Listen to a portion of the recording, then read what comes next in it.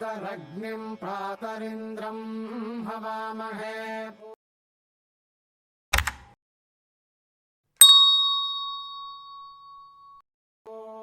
नमस्कार मित्रों, अगर आप ईश्वर के साक्षात दर्शन करना चाहते हैं, अगर आप आत्म साक्षात्कार करना चाहते हैं और अगर आप अध्यात्म में उन्नति प्राप्त करना चाहते हैं, तो आपको इन 3 सत्य को जानना बेहद जरूरी है। तो यह 3 सत्य कौन से हैं, जिसे जान लेने से आपको और कुछ जानने की जरूरत ही नहीं है, और इस सत्य को जानने के बाद आपको दिव्य दृष्टि प्राप्त होगी, जिससे आप ईश्वर के विराट रूप के दर्शन कर सकते हैं। तो इन 3 सत्य को जानने के लिए हमें सबसे पहले इस छोटी सी कहानी को समझना बहुत ही महत्वपूर्ण है। मिथिला नगरी में एक प्रजावत्सल्य राजा रहता था। एक रात वह सो रहा था, तभी उसको एक बड़ा ही विचित्र स्वप्न आया। उसने देखा कि वह कंगाल हो चुका है। उसने 7 दिनों से कुछ खाया भी नहीं है। उसके पास एक पैसा भी नहीं था और उसे बहुत भूख लगी थी। वह कुछ लोगों के पास जाता है और खाना मांगता है, तो वह लोग कहते हैं कि तुझे भिक्षा मांगते शर्म नहीं आती है? भिक्षा मांगकर तू क्यों हमारे नगर की प्रतिष्ठा को धूल में मिला रहा है? अगर किसी सिपाही ने तुझे भिक्षा मांगते देख लिया तो सीधे कारागार में डाल देंगे। चल भाग यहाँ से। ऐसा कहकर उसे भगा दिया। अब कंगाल राजा नदी के घाट पर जाता है। वहाँ उसे नगर की राजकुमारी दिख जाती है, तो उसे लगता है कि शायद राजकुमारी कुछ खाने को दे देंगी। तो वह राजकुमारी के पास जाता है और कहता है कि मैं 7 दिनों से भूखा हूँ, मुझे कुछ खाने को दिलवा दीजिए। तो राजकुमारी कहती है कि तू 7 दिनों से बिना खाए मारा मारा घूम रहा है, तू क्यों हमारे नगर की प्रतिष्ठा को धूल में मिला रहा है? तो कंगाल राजा कहता है कि अगर नगर की प्रतिष्ठा की इतनी ही चिंता है तो कुछ देती क्यों नहीं? भीख तो कोई देता नहीं, खाने को ही कुछ दे दो। सभी लोग मुझे बस प्रवचन ही देते रहते हैं। तो राजकुमारी कहती है कि भीख कैसे दे दे, यह नगर की परंपरा के विरुद्ध है। तो कंगाल राजा कहता है कि क्या है तुम्हारे नगर की परंपरा? तो राजकुमारी कहती है कि यदि भिक्षु को भीख ना मिले तो वह राज्य के भिक्षुक गृह में जाकर अपनी भिक्षा प्राप्त कर सकता है। तो वह कंगाल राजा राज्य के भिक्षा गृह में जाता है और भिक्षा लेने के लिए अपनी हथेली आगे करता है। तो भिक्षागृह का अधिकारी कहता है कि तुम्हारा भिक्षा पात्र कहाँ है? बिना भिक्षा पात्र के हथेली में भिक्षा नहीं मिलेगी, जाओ जाकर अपना कटोरा लेकर आओ। अब कंगाल राजा के पास कटोरा नहीं था, तो वह कुम्हार के पास जाता है और कहता है कि मुझे एक कटोरा चाहिए। तो कुम्हार कहता है कि कैसा कटोरा चाहिए, बड़ा या छोटा? राजा कहता है कि ऐसा कटोरा दीजिए जिसमें एक वक्त की भीख समा सके।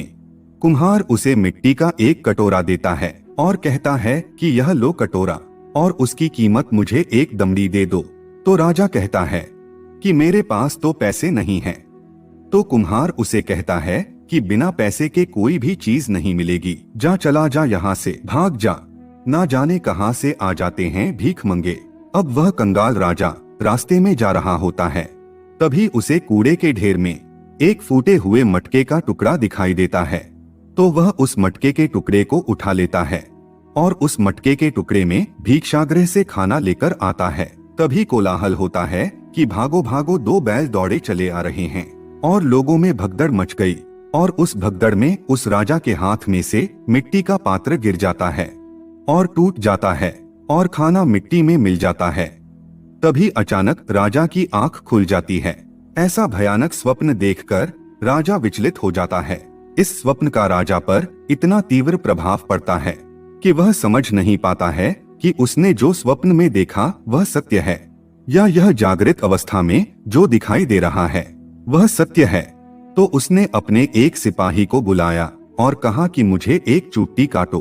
तो सिपाही ने डरते डरते राजा को चूटी काटी। तो राजा को दर्द महसूस हुआ, लेकिन राजा का मन अभी भी मान नहीं रहा था। तो उसने सोचा कि मुझे ऋषि मुनियों से जाकर पूछना पड़ेगा।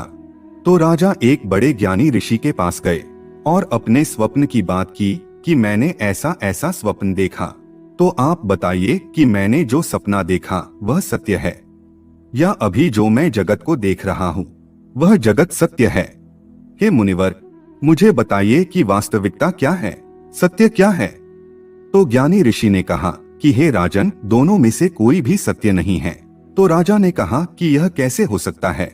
मैंने तो वह भी देखा जो सपने में दिखा, और वह भी देख रहा हूँ जो जागने के बाद दिख रहा है।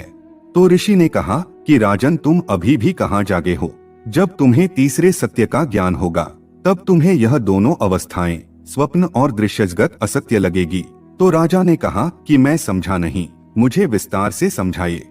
तो ऋषि ने कहा कि हे राजन, सपने में तुमने जो देखा और जो अनुभूति की वह प्रातिभासिक सत्य है, क्योंकि तुम्हें उसकी मात्र प्रतीति ही हुई।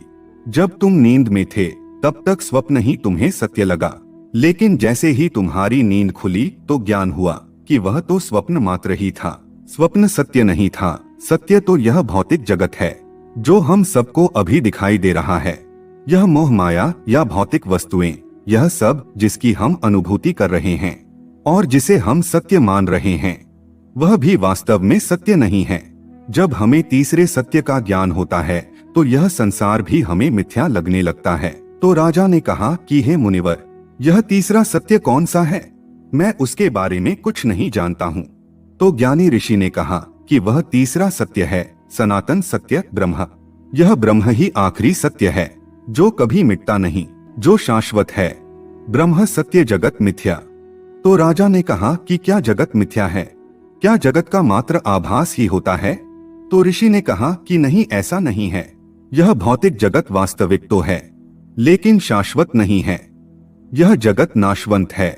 जैसे नींद के खुलते ही स्वप्न का नाश होता है, वैसे ही यह जगत भी करोड़ों सालों के बाद नष्ट हो जाएगा।